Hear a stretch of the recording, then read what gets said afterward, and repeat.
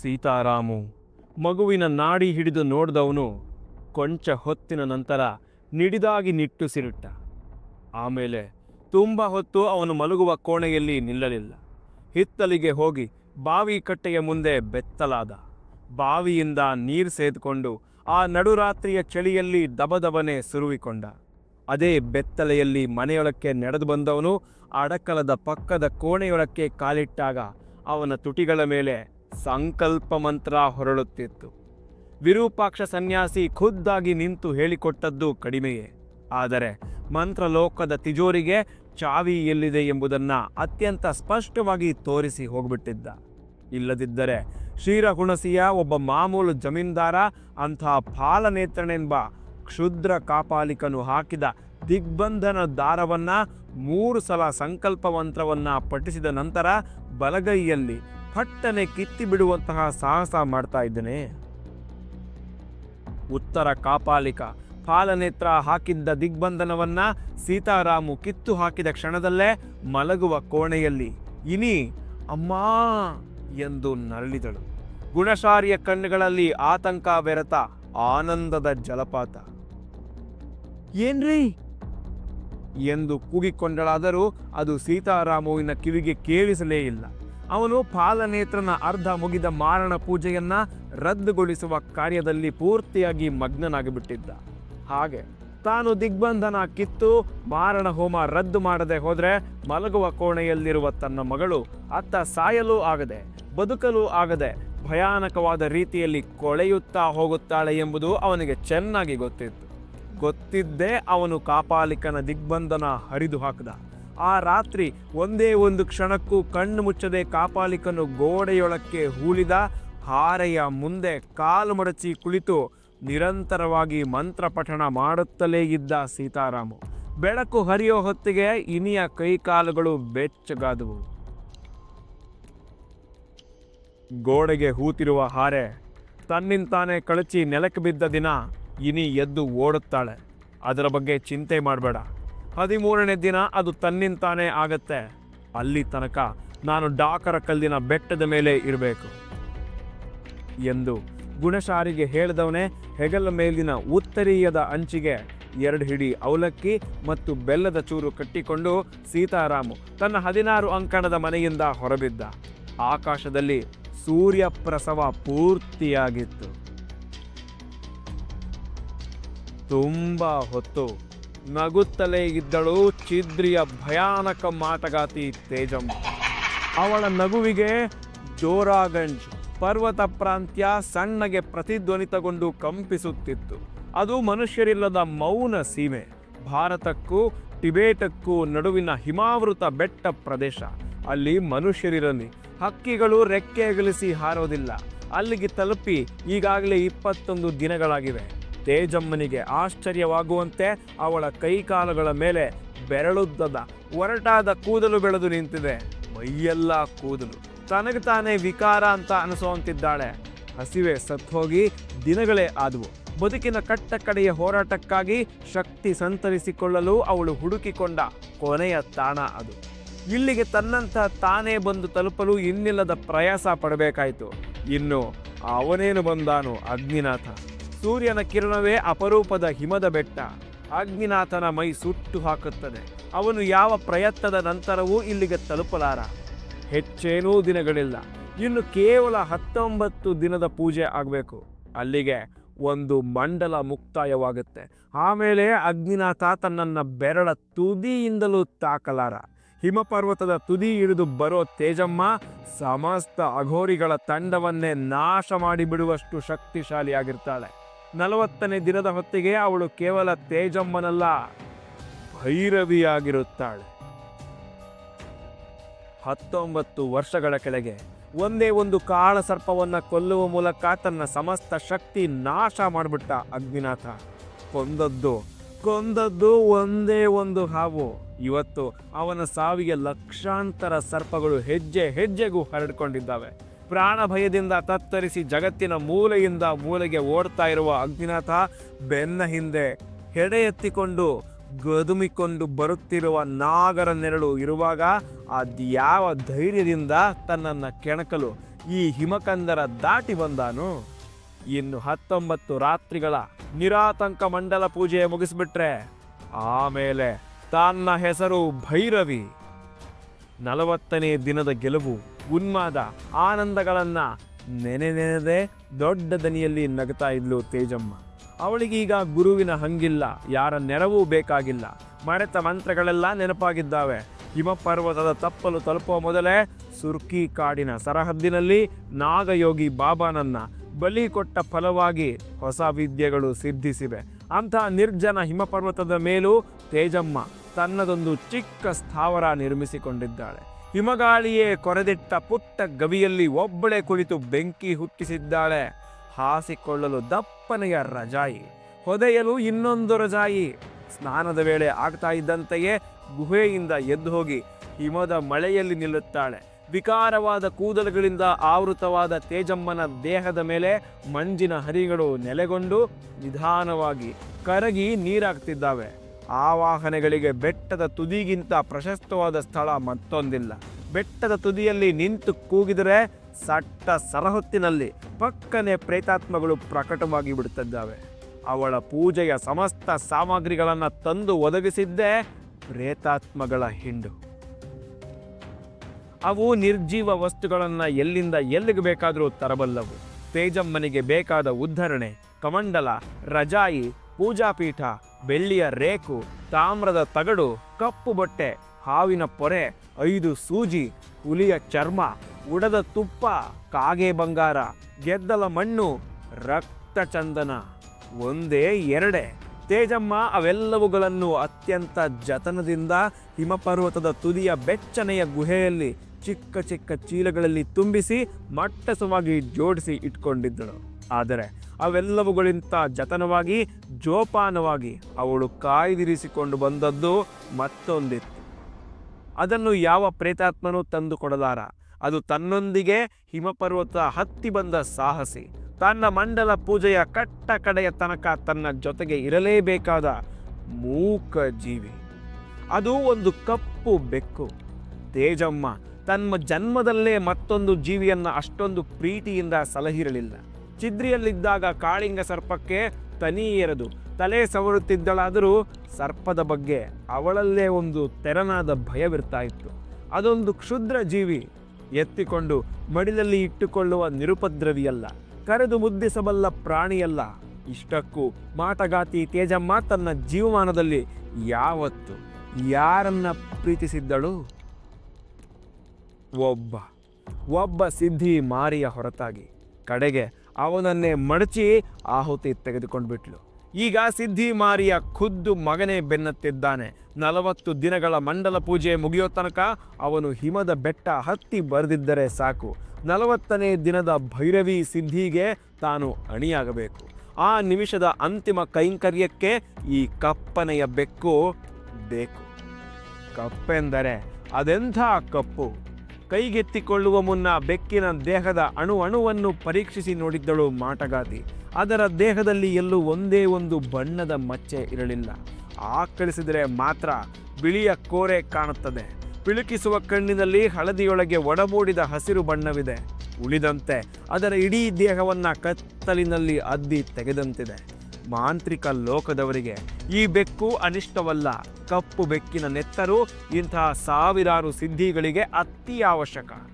ಯಾರದಾದರೂ ಮನೆಯಿಂದ ಕಾರಣವೇ ಇಲ್ಲದೆ ಕಪ್ಪು ಬೆಕ್ಕೊಂದು ಕಣ್ಮರೆ ಆಯಿತು ಅಂದರೆ ಬೇರೆ ಕಡೆಗೆ ಹುಡುಕೋದೇ ಬೇಡ. ಅದು ಊರಾಚೆಗಿನ ಪಶ್ಚಿಮಕ್ಕೆ ಸ್ಮಶಾನದಲ್ಲಿ ಯಾವನೋ ತಾಂತ್ರಿಕನೊಂದಿಗೆ ಸಂಸಾರ ಶುರು ಇಟ್ಕೊಂಡ್ಬಿಟ್ಟಿರುತ್ತೆ. ಮತ್ತು ಅದೇ ಪಶ್ಚಿಮ ದಿಕ್ಕಿನ ಮಸಣದಲ್ಲಿ ಪೂಜೆ ಮುಗಿದ ಮಧ್ಯರಾತ್ರಿ ಸತ್ತು ಮಲಗುತ್ತೆ. ವಾಮಾಚಾರದ ಲೋಕದಲ್ಲಿ ಕಪ್ಪು ಬೆಕ್ಕು ಬಹಳ ಪ್ರಶಸ್ತ. ಅಜೂನಿ ಹಾಗಂತಲೇ ಹೆಸರಿಟ್ಟಿದ್ದಳು ತೇಜಮ್ಮ. ಹಾಗೆಂದರೆ ಮಾರ್ಗ ಎಂದರ್ಥ. ತನ್ನ ಭೈರವಿ ಸಿದ್ಧಿಗೆ ದಾರಿ ತೋರಿಸಬಲ್ಲ ಕೊನೆಯ ಜೀವಿ. ನಾಗಯೋಗಿ ಬಾಬಾನನ್ನ ಬಲಿಕೊಟ್ಟ ಮರುವಾರದಲ್ಲೇ ಮಾಟಗಾತಿ ಅಜೂನಿಯನ್ನ ಸಂಪಾದನೆ ಮಾಡಿಬಿಟ್ಟಿದ್ದು. ಮೊದಲ ದಿನದಿಂದಲೇ ಅದಕ್ಕೆ ಮಾಟಗಾತಿಯ ಕಡೆಗೆ ಅದೆಂಥದ್ದೋ ಮೋಹ, ಏನೋ ವಿಶ್ವಾಸ. ರಾತ್ರಿ ಇಡೀ ಮಾಟಗಾತಿಯ ಮಡಿಲಲ್ಲಿ ಮೈ ಹುದುಗಿಸಿಕೊಂಡು ಮಲಗುತ್ತಿದ್ದ ಅಜೂನಿ ತನ್ನ ಹಸಿರು ಬೆರೆತ ಹಳದಿ ಕಣ್ಣುಗಳಲ್ಲಿ ಒಡತಿಯನ್ನೇ ರಾತ್ರಿ ಇಡೀ ದಿಟ್ಟಿಸಿ ನೋಡ್ತಾ ಇತ್ತು. ಅಸಲಿಗೆ ಅದು ಬೆಕ್ಕಿನಂತೆ ಇರಲೇ ಇಲ್ಲ. ತಲೆ ಬೋಳಿಸಿಕೊಂಡ ಹುಡುಗನ ಅರ್ಧ ಚಿಗುರಿದ ನೆತ್ತಿಯಂತೆ ಅದರ ಇಡೀ ದೇಹ ತರಕಾಗಿತ್ತು. ಕಾಲುಗಳು ಮಜಬೂತಾಗಿದ್ದವು. ಬಾಲದ ತುದಿಯಲ್ಲಿ ಒಂದು ಗಂಟು. ಸುಮ್ಮನೆ ಕಣ್ಣು ಪಿಳುಕಿಸದೆ ಕುಳಿತರೆ ಅದನ್ನೇ ತುಂಬ ಹೊತ್ತು ದಿಟ್ಟಿಸಲು ಭಯವಾಗುವಂತಿತ್ತು. ಅದಕ್ಕೆ ಪ್ರೇತಾತ್ಮಗಳೆಂದರೆ ಭಯ ಇರಲಿಲ್ಲ. ತೇಜಮ್ಮ ಹಿಮಗಿರಿಯ ತುದಿಯಲ್ಲಿ ಕುಳಿತು ಪ್ರೇತಾವಾಹನೆ ಮಾಡಿ ಅವುಗಳೊಂದಿಗೆ ಆರ್ಭಟಿಸುತ್ತಾ ಮಾತನಾಡ್ತಾ ಇದ್ರೆ, ಈ ವಿಲಕ್ಷಣ ಬೆಕ್ಕು ಗಾಳಿಯಲ್ಲಿ ಕದಲುವ ಅಗೋಚರ ಪ್ರೇತಗಳೆಡೆಗೆ ಕೆಕ್ಕರಿಸಿಕೊಂಡು ನೋಡ್ತಾ ಇತ್ತು. ಆಗ ಅದರ ಬಾಲ ಗಡುಸಾಗಿ ನೆಟ್ಟಗೆ ಚಾಚಿಕೊಂಡಿರ್ತಾ ಇತ್ತು. ಕೋರೆಗಳು ಮಂಜಿನ ಹೊಳಪಿಗೆ ಇನ್ನಷ್ಟು ಬೆಳ್ಳಗೆ ಫಳಫಳಿಸ್ತಾ ಇದ್ವು.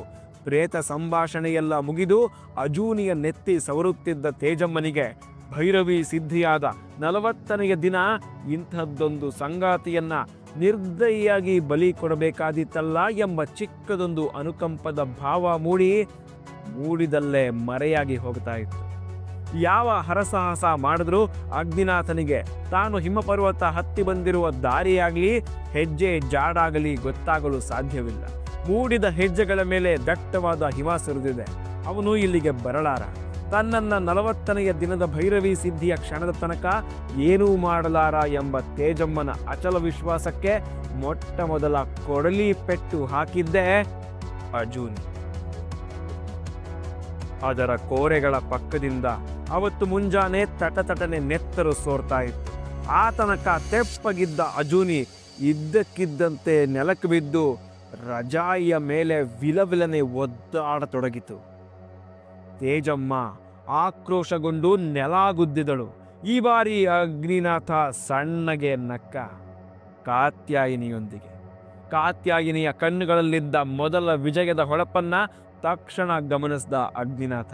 ಮಾಟಗಾತಿ ಖಚಿತವಾಗಿ ಎಲ್ಲಿದ್ದಾಳೆ ಎಂಬುದು ಗೊತ್ತಿರಲಿಲ್ಲವಾದರೂ ಅವಳಿಗೆ 40ನೆಯ ದಿನ ಒಲಿಯಲಿರುವ ಭೈರವಿಗೆ ಅರ್ಪಿಸಲು ಅವಳು ಸಾಕಿಕೊಂಡಿದ್ದ ಅಜೂನಿ ಎಂಬ ಕಪ್ಪು ಬೆಕ್ಕಿನ ಬಾಯಿಂದ ಕರಣೆಯಾಗಿ ನೆತ್ತರು ಕಕ್ಕಿಸಲು ಮಾತ್ರ ತನ್ನಿಂದ ಖಂಡಿತವಾಗಿಯೂ ಸಾಧ್ಯವಾಗಿದೆ. ಸುರ್ಕಿ ಕಾಡುಗಳಿಂದ ಹೊರಬಿದ್ದ ಮಾಟಗಾತಿ ಆಮೇಲೆ ಅದೆಲ್ಲಿಗೆ ಹೋದಳು ಎಂಬುದು ಅಗ್ನಿನಾಥನಿಗಾಗಲಿ ಕಾತ್ಯಾಯಿನಿಗಾಗಲಿ ಸಲೀಸಾಗಿ ಗೊತ್ತಾಗಬಹುದಾದ ಸಂಗತಿ ಆಗಿರಲಿಲ್ಲ. ಎಲ್ಲೆಲ್ಲೂ ಒಂದೇ ಒಂದು ಹೆಜ್ಜೆ ಜಾಡು ಉಳಿಸಿ ಹೋಗಿರಲಿಲ್ಲ ತೇಜಮ್ಮ. ಸುರ್ಕಿ ಕಾಡಿನಲ್ಲಿ ಬಾಬಾ ನಾಗಯೋಗಿಯನ್ನ ಮುರಿದು ಕೊಂದದ್ದಕ್ಕೆ ಸಾಕ್ಷಿಯಾಯಿತು. ಕಾಡಿನ ಅಂಚಿನ ಗ್ರಾಮದಲ್ಲಿ ದಿನಕ್ಕೊಂದರಂತೆ ಎಲ್ಲ ಮನೆಗಳಲ್ಲೂ ಇದ್ದು ಅವಳು ಎಸಗಿದ ಭೀವತ್ಸ್ಯಗಳ ಬಗ್ಗೆಯೆಲ್ಲ ಮಾಹಿತಿ ದೊರೆತಿತ್ತು. ಆದರೆ ಅಲ್ಲಿಂದ ಮುಂದಕ್ಕೆ ಅವಳ ಜಾಡೆ ದೊರಕದಂತಾಗಿತ್ತು. ಚಿದ್ರಿಯ ಮಾಟಗಾತಿ ಈ ಬಾರಿ ಹಿಮಪರ್ವತದ ಕಡೆಗೆ ನಡೆಯುವಾಗ ಎಲ್ಲೆಲ್ಲೂ ಹಳ್ಳಿಗಳನ್ನ ಹಾಯ್ದಿರಲಿಲ್ಲ. ಅಗ್ನಿನಾಥ ಒಂದೊಂದು ಹಳ್ಳಿಯಲ್ಲೂ ಅವಳ ಬಗ್ಗೆ ವಿಚಾರಣೆ ನಡೆಸಿದ್ದ. ದೊಡ್ಡ ಕುಂಕುಮದ, ವಿಶಾಲ ಕಣ್ಣುಗಳ, ದಢೂತಿ ದೇಹದ, ಒಕ್ಕ ನಡಿಗೆಯ ಅರೆ ವೃದ್ಧ ಮಾಟಗಾತಿ. ಒಮ್ಮೆ ಕಣ್ಣಿಗೆ ಬಿದ್ದಳು ಅಂದ್ರೆ ಮತ್ತೆ ಮರೆಯುವ ಮುಖವೇ ಅಲ್ಲ ಅವಳದ್ದು. ಅಂಥವಳನ್ನ ನೋಡಿದ್ದಿದ್ರೆ ಒಬ್ಬರಾದರೂ ಅಗ್ನಿನಾಥನಿಗೆ ಉತ್ತರ ನೀಡ್ತಾ ಇದ್ರು. ಓಹೋ, ಆ ಸಾಧ್ಯತೆಯೇ ಇರಲಿಲ್ಲ. ದಿನಗಳೆದಂತೆಲ್ಲ ಅಗ್ನಿನಾಥನ ದುಗುಡ ತೀವ್ರವಾಗ್ತಾ ಇತ್ತು. ಕಾತ್ಯಾಯಿನಿ ದಿಕ್ಕು ತಪ್ಪಿದಂತಾದಳು. ಮತ್ತೆ ಮರಳಿ ಹೋಗಿ ಪರಮಗುರು ಕಪಾಲನಾಥರ ಸಲಹೆ ಕೇಳಿ ಬರೋಣ ಅಂತಂದ್ರೆ ಅವರು ತಮ್ಮ ಅಘೋರ ಸ್ಥಾವರದಲ್ಲಿ ಇಲ್ಲ. ಇಂಥ ಸಂದಿಗ್ಧ ಸಮಯಗಳಲ್ಲಿ ನಿಹಾರಿಕಾ ಜೊತೆಗೆ ಇರಬೇಕಿತ್ತು. ಅವಳು ದಿಕ್ಕು ಕೆಡುವವಳೇ ಅಲ್ಲ, ಒಂದಲ್ಲ ಒಂದು ದಾರಿ ಹುಡುಕ್ತಾ ಇದ್ಲು. ಬೇರೆ ಏನು ಇಲ್ಲದಿದ್ರೂ ಅವಳ ಮುಗುಳ್ನಗೆ ಒಂದೇ ಸಾಕು. ನಿಹಾರಿಕಾ ಈ ಅಂತ್ಯವಿಲ್ಲದ ಹುಡುಕಾಟಕ್ಕೆ ಒಂದು ಅಂತ್ಯ ಕಾಣಿಸ್ತಾ ಇದ್ಲು. ಆದರೆ ಶಕುನಗಳು ಬೇರೇನನ್ನೋ ಹೇಳುತ್ತಿದ್ದಾವೆ. 16 ವರ್ಷಗಳ ಹಿಂದೆ ಅದೇ ನಿಹಾರಿಕಾಳೊಂದಿಗೆ ತಾನೇ ಖುದ್ದಾಗಿ ಹೋಗಿ ಹೆಬ್ಬಂಡೆಯ ಅಡಿಗೆ ಅಡಗಿಸಿ ಬಂದ ಕಾಳ ಸರ್ಪದ ಶಾಶ್ವತ ತಾಣವಾದ ಕ್ಷೀರಹುಣಸಿಯಲ್ಲಿ ನಿಹಾರಿಕಾ ಹೆಜ್ಜೆ ಎತ್ತಿಡಲಾಗದೆ ನಿಂತಿದ್ದಾಳಂತೆ. ಅವಳ ಅತಿದೊಡ್ಡ ಪ್ರಯತ್ನಕ್ಕೆ ಹೊಡೆತ ಬಿದ್ದಿದೆ. ಅವಳು ಗುರಿ ತಪ್ಪಿದ್ದಾಳೆ. ಹಾಗಂತ ಶಕುನಗಳು ಖಾತ್ರಿ ಪಡಿಸುತ್ತಿವೆ. ಅಲ್ಲದೆ ತೇಜಮ್ಮನೊಂದಿಗೆ ಮುಖಾಮುಖಿಯಾಗದ ಹೊರತು ತನ್ನ ಈ ಸರ್ಪಯುದ್ಧಕ್ಕೆ ಅಂತ್ಯವೆಂಬುದು ಇಲ್ಲವೇ ಇಲ್ಲ ಎಂಬುದು ಅಗ್ನಿನಾಥನಿಗೆ ಮೊದಲ ಹೆಜ್ಜೆ ಎತ್ತಿಟ್ಟಾಗಲೇ ಮನವರಿಕೆಯಾಗಿ ಹೋಗಿತ್ತು. ಅಘೋರರ ಹಾದಿಯಲ್ಲಿ ಅಡ್ಡಿಗಳಿರಬಹುದು, ಆತಂಕಗಳು ಇರಬಹುದು. ಆದರೆ ಇಲ್ಲಿ ಅಡ್ಡ ಹಾದಿಗಳಿಲ್ಲ, ಇಲ್ಲವೇ ಇಲ್ಲ. ತಾಂತ್ರಿಕನ ಹೊಟ್ಟೆ ಕತ್ತಿಯ ಅಲುಗಿನ ಮೇಲೆ ತೆವಳಬೇಕು ಎಂಬುದೇ ಅಪ್ಪಣೆಯಾಗಿದ್ದರೆ ಆತ ತೆವಳಲೇಬೇಕು. ತಂತ್ರಕ್ಕಾಗಿ, ಒಂದು ವೇದನಾಪೂರ್ವಕ ಬಲಿಯಾಗಲು ತಾನೇ ಸಿದ್ಧನಾಗಬೇಕು. ಈ ಅಂತಿಮ ಯುದ್ಧದಲ್ಲಿ ತೇಜಮ್ಮ ಯಾವುದೇ ಕಸರು ಉಳಿಸದಂತೆ ಕಾಯುತ್ತಾಳೆ. ಅವಳಿಗೆ ಪ್ರಾಣದ ಹಂಗಿಲ್ಲ. ಸೋತರೆ ಕೇವಲ ಪ್ರಾಣ ಹೋಗುತ್ತದೆ.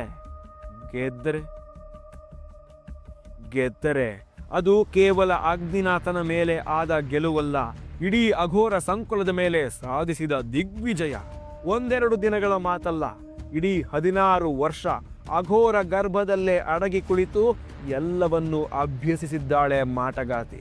ಅದು ಸುಲಭದ ಮಂತ್ರಕ್ಕೆ ಸಾಯುವ ಹುಳುವಲ್ಲ, ಅಣುವಿನಲ್ಲೂ ವಿಷ ತುಂಬಿಕೊಂಡ ಕಾಳ ಸರ್ಪ.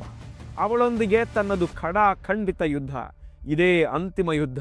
ಮತ್ತು ತನ್ನ ಜೀವನದಲ್ಲಿ ತಾನಿನ್ನು ವಾಮಲೋಕದ ಯಾವ ಅಂಶವನ್ನೂ ಮರೆಯದೆ ಅದರ ಸಮಸ್ತವನ್ನು ಒಟ್ಟಾರೆಯಾಗಿ ಅವಳ ಮೇಲೆ ಪ್ರಯೋಗಿಸಬೇಕಾದ ನಿರ್ಣಾಯಕ ಯುದ್ಧ.